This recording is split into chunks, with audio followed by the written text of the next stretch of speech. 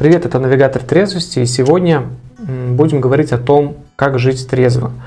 А именно я тебе предлагаю 12 пунктов, по которым ты можешь себя проверить, живешь ты трезво или нет.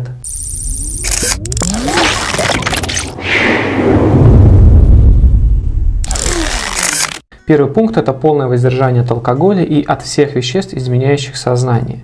Это означает, что ты должен полностью бросить пить, никакого там умеренного употребления, никаких других веществ, там никотина, снотворных, которые изменяют сознание. Твоя нервная система должна полностью сама научиться справляться со всеми видами стресса и научиться жить, не прибегая к химическим и наркотическим веществам. Пункт номер 2 – это распознание состояния срыва и знакомство с симптомами отвыкания. Если ты не знаешь, что это такое, смотри мои другие видео под названием «Симптомы отвыкания», про срыв смотри видео. Здесь я останавливаться не буду. Единственное, я тебе скажу, если ты не знаешь, что такое симптомы отвыкания, то твоя трезвость не будет комфортной. Пункт стоит номер 2, то есть они идут по значимости, то есть нужно обязательно уметь распознавать состояние срыва и симптомов отвыкания. Пункт номер 3. Для трезвости ты должен уметь отдыхать. Что это означает? В твоей жизни должен присутствовать полноценный отдых. Это означает отдых ночью, то есть ты должен ложиться вечером в 10-11 часов вечера и вставать рано утром. Помимо того, людям, которые начинают воздерживаться от алкоголя, я рекомендую отдыхать обязательно днем или вечером.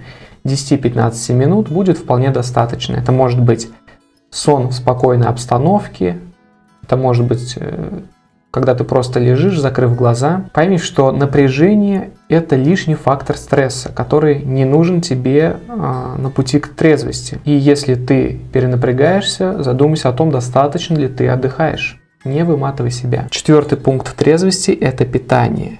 У тебя должно быть обязательно сбалансированное трехразовое питание с 2 перекусами между приемами пищи. Обязательно позаботься о том, чтобы у тебя всегда было что поесть, а для этого готовь заранее. Питайся правильной пищей, не надо увлекаться какими-то там супер диетами, подсчетом калорий, там достаточно обычной простой пищи. Я думаю, ты прекрасно понимаешь, что такое обычное питание, да, это меньше жирного, меньше сладкого, меньше мучного, больше зерновых продуктов, фруктов и овощей. Я не говорю полностью отказываться от какой-то вкусной пищи, ты можешь себя побаловать, например, в выходные, там приготовить пиццу или еще что-то, но это не должно быть взято за правило. Избегай фастфуда, высококалорийной пищи, максимально минимизируй в своей жизни сладкое, то есть или полностью от него откажись, или замени там на фрукты, сухофрукты, в которых также содержатся натуральные подсластители, как фруктоза. Также тебе необходимо избегать сладких газированных напитков и избегать кофе. Многочисленными исследованиями подтверждено, что люди, которые воздерживаются от алкоголя, которые употребляют кофе, они имеют повышенный риск срыва. Поэтому замени кофе, например, на цикорий или на обычный чай. Поэтому позаботься о том, чтобы ты всегда был сыт. Помни, что голод – это лишний фактор стресса. Также пей больше воды. Всегда рядом с собой имей воду, бутылку воды или стакан с водой, чтобы у тебя был доступ к жидкости. Когда ты пьешь воду, это снижает стресс. К тому же у тебя есть немного связь такая, что ты когда пил алкоголь, это же тоже жидкость, и ты пьешь обычную чистую воду, это также помогает тебе немного снять стресс. Пункт номер 5 для трезвости – это расслабление. У тебя должны быть свои техники, как ты справляешься со стрессом, свои техники расслабления. Это может быть техника, о которой я рассказывал в прошлом ролике, про медитацию. Это может быть спокойно лежать, слушать спокойную музыку. Это может быть какой-то аутотренинг и так далее. Так или иначе, у тебя должны быть в жизни способы, как ты расслабляешься.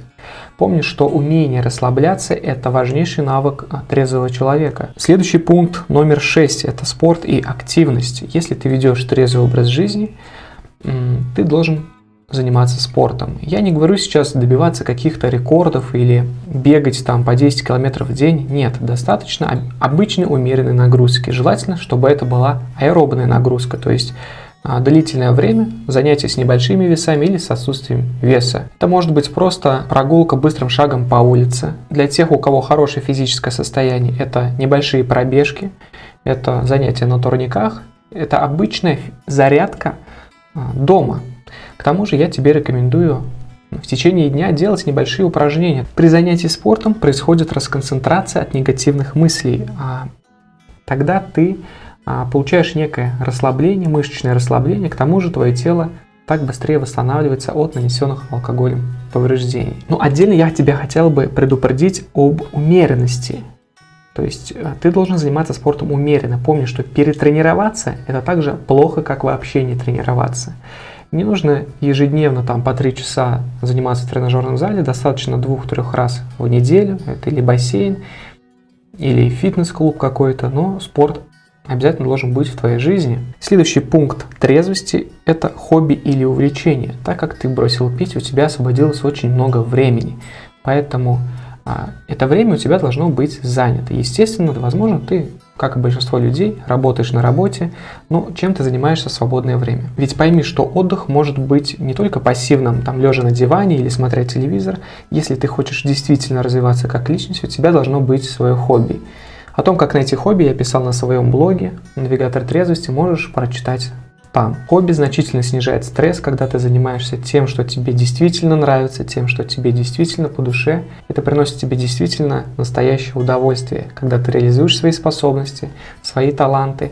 Помни, что хобби, оно не обязательно должно приносить тебе деньги, оно должно просто нравиться тебе этим заниматься. Но смотри, чтобы это не было очередной зависимостью. Как правило, в хобби лежит создание чего-то нового, какое-то творчество. Оно, главное, должно нравиться именно тебе. Следующий пункт. Если ты хочешь вести комфортную и стабильную трезвость, у тебя должны быть свои цели и планы на жизнь. Ты понимаешь, что сейчас в твоей жизни не все так, как ты бы хотел. У тебя есть те сферы, которые ты бы хотел бы улучшить. Это может быть отношения, это может быть та работа, на которой ты работаешь. Ты хотел бы заниматься чем-то другим.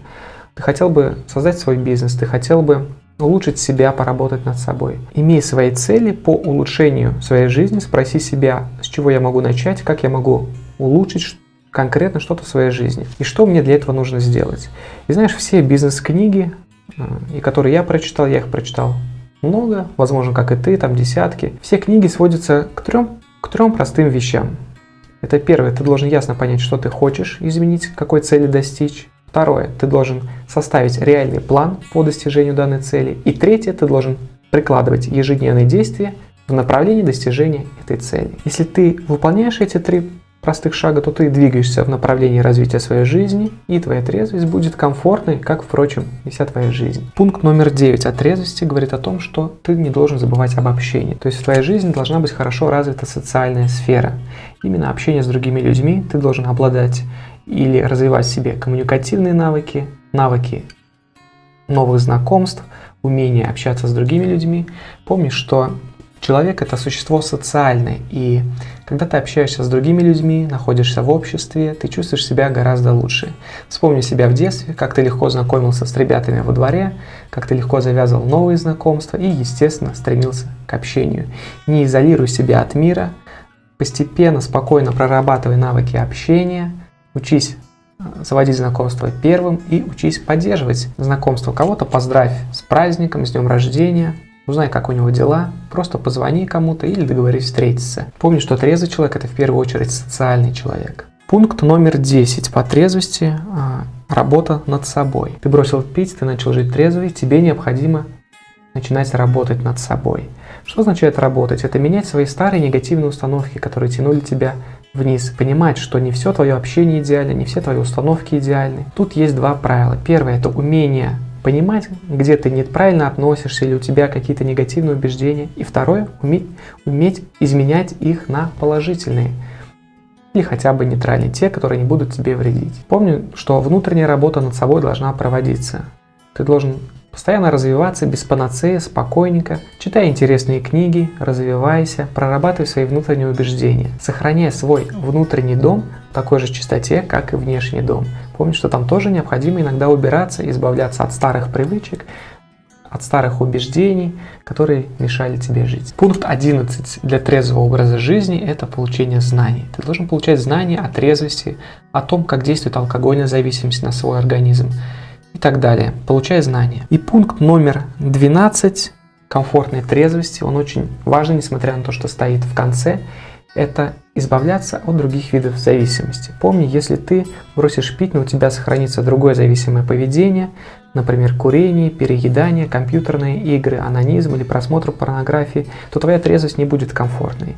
Помни, что любая зависимость действует как и алкогольная, так как она соответствует очень жестким схемам поведения тебя в зависимости. Следовательно, ты имеешь все же те же долгосрочные последствия, как симптомы отвыкания, которые не дадут твоей трезвости быть комфортной. Об этом ты можешь посмотреть в роликах «Другие виды зависимости» или ролик про компульсивное поведение. Найди его на моем канале. Если ты выполнишь все эти шаги, все эти пункты, то твоя трезвость непременно будет комфортной, стабильной, в которой ты будешь получать удовольствие. Но не забывай, что трезвость – это процесс, и если ты чувствуешь себя не очень, спроси себя, сколько времени прошло с того момента, когда ты не применяешь ни одной зависимости.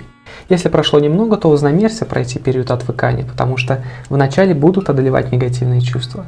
Но со временем твоя трезвость действительно станет комфортной. Оттаскивай себя от различных зависимых дел, от зависимого поведения, сохраняй осознанность. Трезвость не заставит тебя долго ждать, она вернется к тебе с чувством гармонии и с чувством душевного удовлетворения.